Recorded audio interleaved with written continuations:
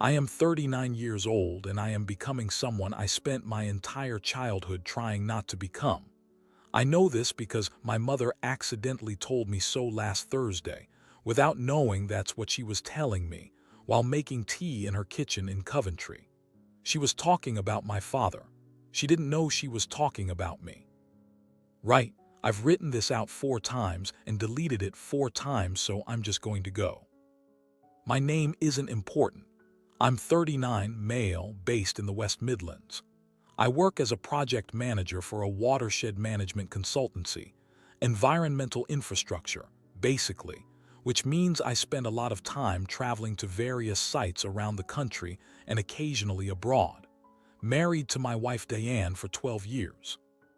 We have a daughter, Macy, who is 15 and currently engaged in whatever psychological project 15-year-olds are engaged in, which seems to involve testing every boundary simultaneously, while also occasionally being the funniest and warmest person in any room. I love her in the way that makes your chest hurt when you think about it too directly. My mother remarried when I was 11. My stepfather, Graham, is the person I think of when someone says the word dad. He coached my football team until I aged out of the team he coached, came to every parent's evening including the ones where there was nothing good to report, taught me to drive in an empty car park in Solihull on Sunday mornings with a patience I've never fully been able to account for. I have 2 step-siblings through him, both younger, both people I'd choose as friends if I hadn't gotten them as family. My mother seems genuinely happy. She has seemed genuinely happy for as long as I can remember, which is something I didn't fully appreciate until recently. My biological father is a man named Robert. He left when I was 6. He didn't disappear. He was present in the specific legal sense of a man meeting his obligations. Visitations every other weekend until I was 18, child support paid consistently and on time, birthday cards that arrived without fail and that always had money in them and never quite managed to sound like they'd been written by someone who knew me. I don't remember him warmly. I remember him as a man who was always slightly elsewhere, physically in the room, making the required effort, but with a quality about him that I can only describe now as the look of someone fulfilling a commitment they'd made before they understood its full terms. The moment I turned 18, he stopped coming. He didn't make a scene about it. He didn't have a conversation with me. He just stopped. The visits ended with the legal obligation. The child support continued for another year, which I think was a choice rather than a requirement, and then that ended too. I filed him as gone and got on with my life, which included Graham, who was present in all the ways Robert hadn't been, and who I suspect understood more about what he was stepping into than he ever said. That's the background. Now here's what's happened. I've been in therapy for about 4 years. My therapist is a woman named Dr. Alex, based in Leamington Spa, who I see fortnightly, and who I trust in the specific limited way that you trust a professional whose job is to help you without becoming personally invested in you. I started seeing her because Diane said she was worried about me. I went because Diane worrying about me was the only version of the problem I could accept at that point without having to name it myself. What the problem actually is has been difficult to articulate even in therapy, which is the place where you're supposed to be able to articulate it. I've gotten close a few times, and then done the thing where you find a slightly less accurate version that's easier to say and settle for that instead. Here is the accurate version, as best as I can state it. When I am at home, in the house I share with Diane and Macy, the house we've lived in for 7 years, the house with the kitchen table where we have dinner and the living room where Macy does her homework, and the garden that I maintain because maintaining it gives me a task that feels achievable, I feel a specific weight. Not unhappiness exactly. More like the sensation of a person wearing something heavier than necessary, constantly, to a degree that has become so familiar that I only notice it by its absence.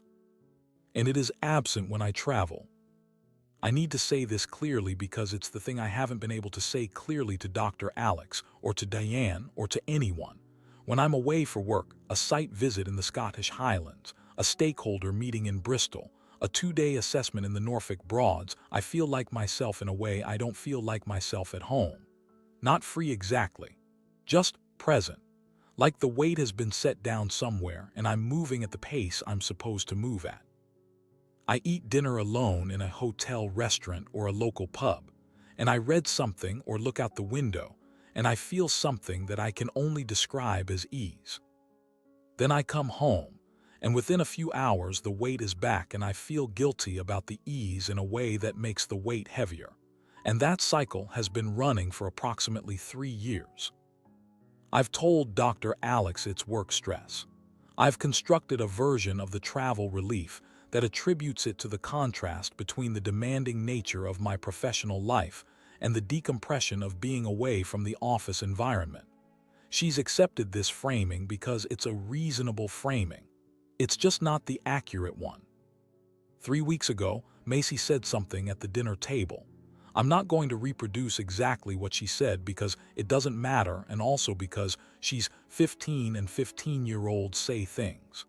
It was the kind of comment that required a patient response and a quiet word afterward. Standard parenting. I have managed standard parenting without incident for 15 years. What I did instead was snap at her. Not in the shouty, dramatic way that reads clearly as losing your temper and can be addressed and apologized for cleanly. Something colder than that. Something that came from a place in me I hadn't known was there. A sharp, clipped response that was designed, on some level I wasn't consciously operating from, to land and stay. I watched it land and stay on her face for about 2 seconds before she recovered into the slightly defiant neutrality that teenagers deploy when they don't want to give you the satisfaction of seeing you've affected them. She recovered. She was fine. We talked about it later that evening, and she was generous about it in the way that Macy is sometimes generous about things, which always makes me feel worse rather than better because she's 15 and she shouldn't have to be generous about her father's cold moments. But I sat on the edge of the bath afterward and I thought, where did that come from? I know where it came from, that's the thing. I know the specific tone of that response because I heard it directed at me approximately once a month for the first 18 years of my life from a man who perfected it. The clipped patience of a man who would rather be anywhere else. Robert's voice, in my mouth, aimed at my daughter. I made an emergency appointment with Dr. Alex the following week. I sat across from her and I said, I think I'm becoming my father. She took this seriously, as she takes most things, and we talked about it for 50 minutes, and she offered the framework of a midlife crisis, the specific developmental disruption that can occur in the late 30s and early 40s when a person begins to reassess the choices that have produced their current life. She talked about identity consolidation and the reemergence of suppressed needs. She talked about the importance of not making major decisions from within the disrupted state. It was a reasonable clinical framework. It sat on the surface of what I was describing without quite touching the thing I was describing. I thanked her and went home. The conversation with my mother happened because I needed to talk to someone who knew Robert, and I couldn't think of another way to have the conversation without having the conversation. I drove to Coventry on a Saturday. Graham was playing golf, which was convenient. Mum made tea and we sat in the kitchen, and I started to try to tell her what had been happening, and before I'd gotten properly into it, she started telling me about Robert. I don't know what redirected her. She sometimes moves between topics in a way that seems non-linear and turns out to be connected, which is something I've always found impressive and occasionally maddening. She wasn't answering what I was trying to ask. She was telling me something she'd been thinking about, something that had come up for her recently, a conversation with an old friend, something that had sent her back to that period. She described Robert in the marriage, the way he'd seemed in the last few years before they separated, the tiredness, the specific quality of a man who was present without being present, the way small things would occasionally produce a sharper response than they warranted, the way he would sometimes look at her across the kitchen, and she'd had the distinct impression that he was somewhere else entirely, that she was watching him experience his own life from a distance he couldn't close. She said all of this without resentment. That's the thing I couldn't get past listening to her. She was describing the last years of her marriage to a man who left, and she was describing it with the even, fair tone of a woman who made peace with something a long time ago and has been living in that peace since. She said, he wasn't a bad man. He was a man who couldn't be where he was. I don't understand it fully, but I understood it enough to not be angry about it, eventually. I sat across from her and drank my tea and thought, she is describing me.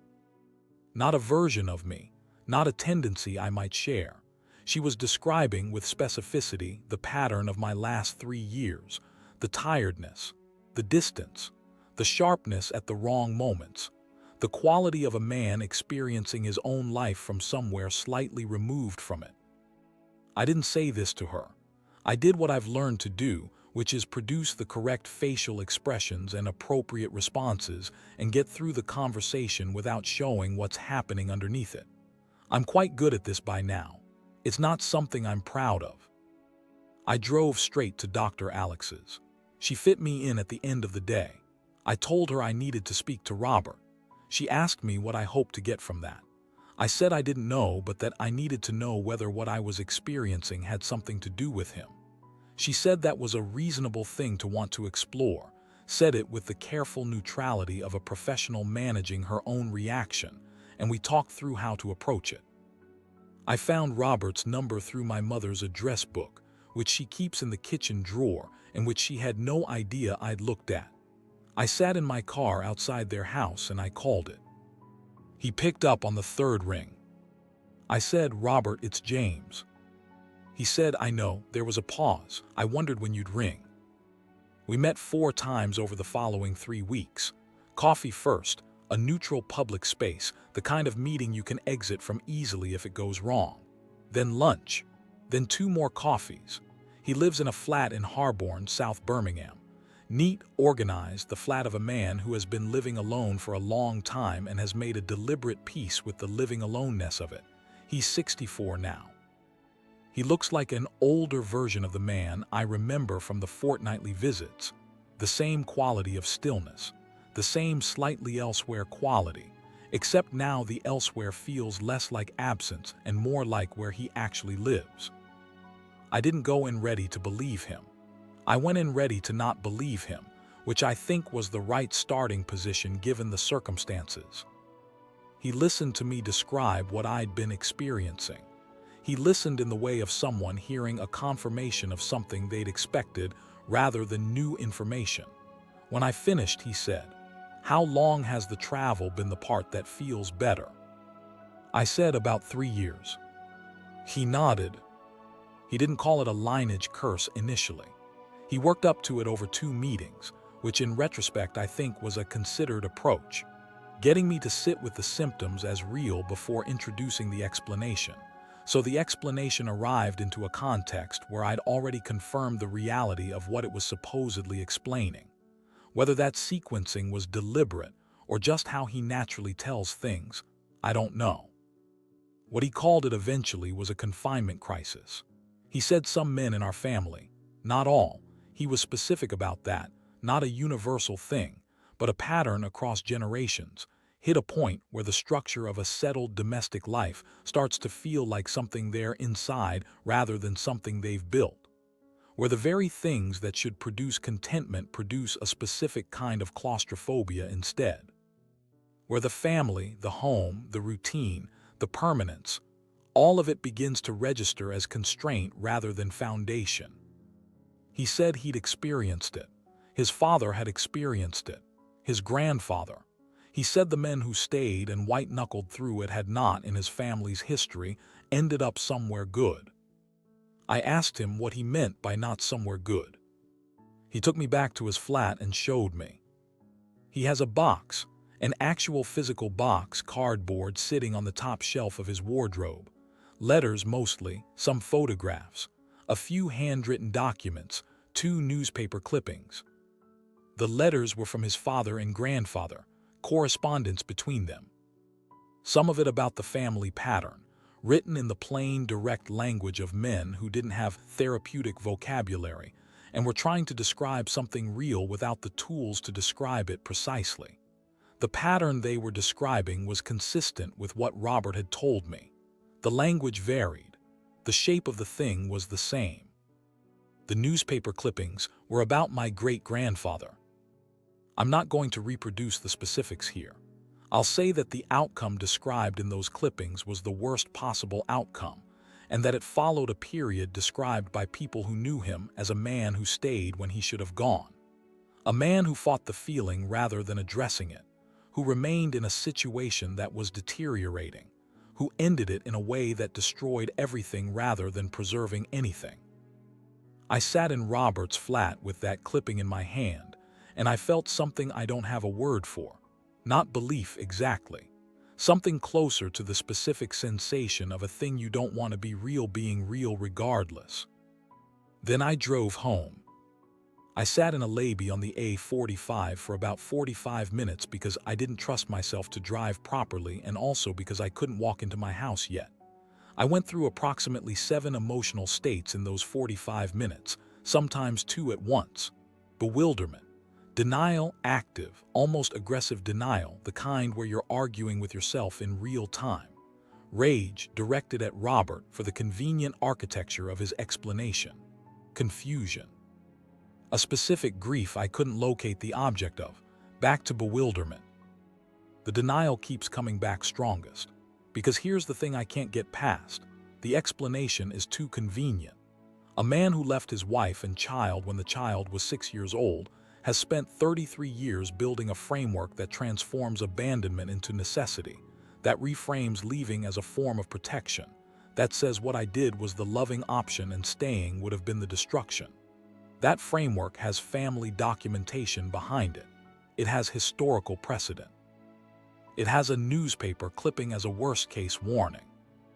It is also the exact story a man who left his wife and child at 31 would need to tell himself for 33 years to be able to live with what he'd done. I cannot separate those two things. I cannot look at the letters and the clippings and the measured, careful way Robert explained all of it and tell you with confidence which of those things it is. Both feel possible. Both feel true at different moments. And in the background of all of it, I looked in the bathroom mirror this morning and recognized something in my face that I remember from those fortnightly visits. The quality of someone who is fulfilling a commitment they made before they understood its full terms. I don't know what to do with that. I don't know what to do with any of it, which is why I'm here, because I've run out of places to put it that aren't Reddit at 11:30 on a Tuesday. Edit, thank you for the responses. Some of these are helping, trying to answer where I can. Top comment, you practical northern lass. Okay, so I'm going to say the thing nobody wants to say. The lineage curse is not a thing. There is no hereditary confinement crisis. What there is, and there's a lot of research on this, is a family system where the men have been modeling the same avoidant attachment pattern across generations and then constructing narratives to justify it. Your great-grandfather didn't kill his wife because he didn't leave soon enough.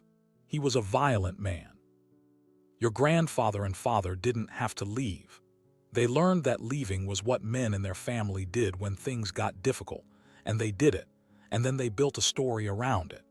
You are experiencing real symptoms of depression and possibly a marriage that needs serious work. None of that means you have a curse. It means you need better tools than the ones your father gave you. Please don't use this framework to make a major life decision. Reply. This is the version I keep coming back to. Genuinely. The avoidant attachment framing maps onto what I know of Robert's history better than the curse does. He learned something from watching his father.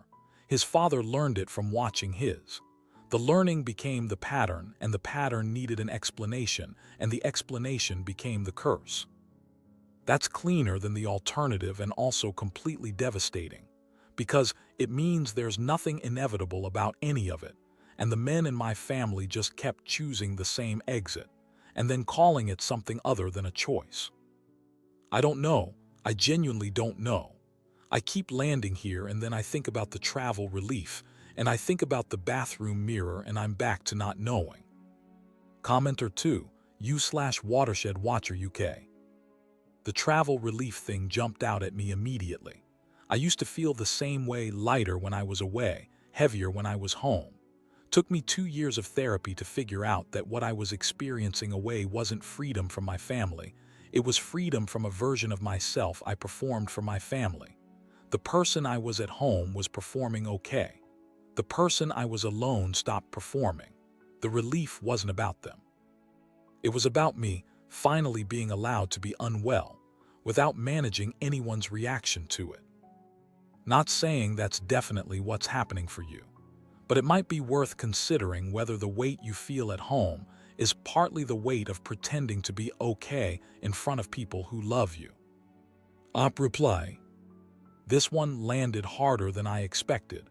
I've been sitting with it for 20 minutes. I am very good at performing fine around Diane and Macy. Dr. Alex has said something adjacent to this, that the energy expenditure of masking depression is significant and often underestimated. I've always understood that in the clinical sense without fully feeling it as the specific thing that might explain the travel relief. The thing is, and I'm working this out as I type, if the weight is the performing, then the weight should lift when I'm alone. And it does. But it also lifts specifically when I'm away. Not just alone. Away. There's something about the distance itself that seems to matter beyond just the absence of the performance. I don't know what to do with that distinction. Commenter 3, u/solicitor Steve Brum.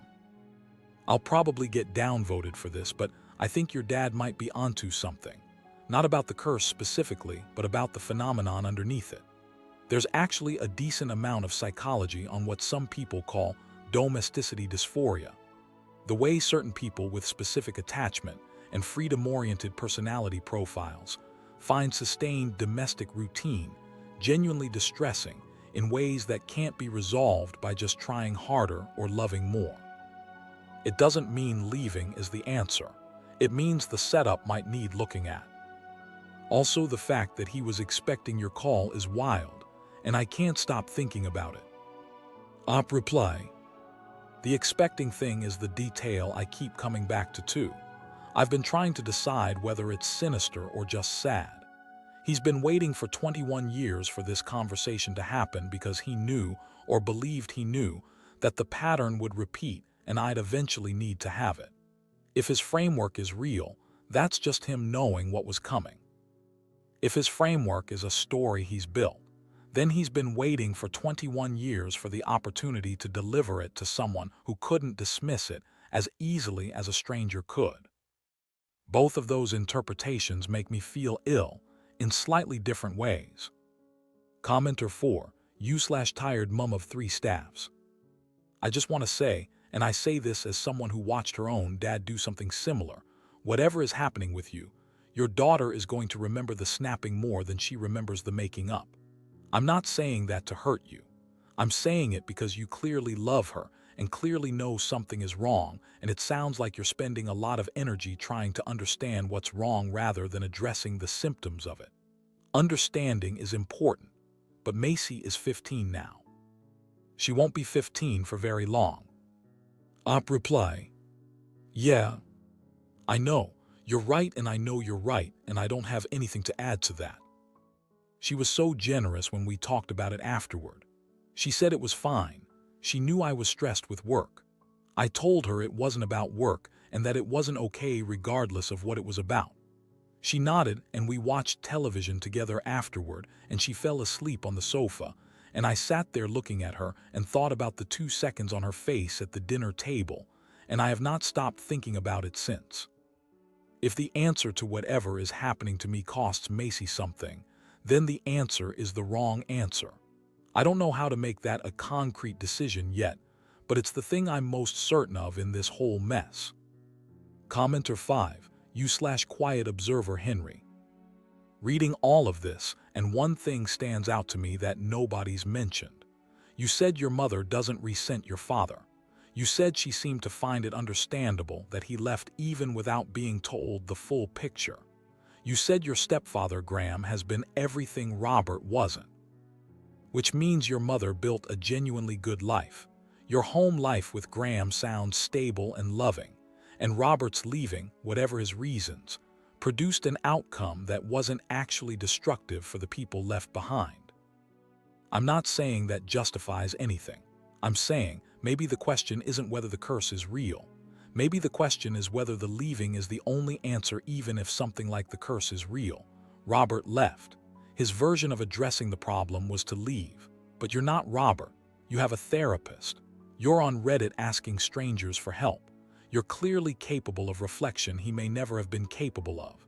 Maybe there are options he didn't have or didn't look for. Reply. This is the most useful thing anyone has said, and also the hardest to sit with, because it requires me to hold two things simultaneously that I've been treating as mutually exclusive. If something real is happening, if there's something genuine in what Robert described, whatever we call it, that doesn't mean his response to it was the only possible response. He had a framework that told him leaving was the answer, and he left. I have a therapist and 12 years of a marriage and a 15-year-old daughter, and a version of Robert's pattern that I've caught earlier than he caught his. Maybe earlier is the variable. Maybe earlier means something different is still possible. I don't know. I'm going to make an appointment with Dr. Alex this week, and I'm going to actually tell her the accurate version this time, not the work stress framing, the real one. I don't know what she'll do with it. I don't know what I'll do with it. But I looked in the bathroom mirror this morning, and I made myself hold eye contact with my own reflection for longer than was comfortable. And I thought, I know what this face can become, and I know what this face can choose not to become, and those are different things. I'm still not sure which one I'm going to be. Edit 2, going to step back from the thread now. Thank you for the responses, genuinely. The ones that were kind and the ones that were blunt and the one that just said, yeah, I know. I came here because I had nowhere else to put it, and you gave me somewhere to put it, and that's more than I expected from a Tuesday night on the internet. Going to ring Dr. Alex in the morning. Going to have a conversation with Diane that I should have had 2 years ago. Going to remember that Macy is 15 and won't be 15 for very long. That's what I've got.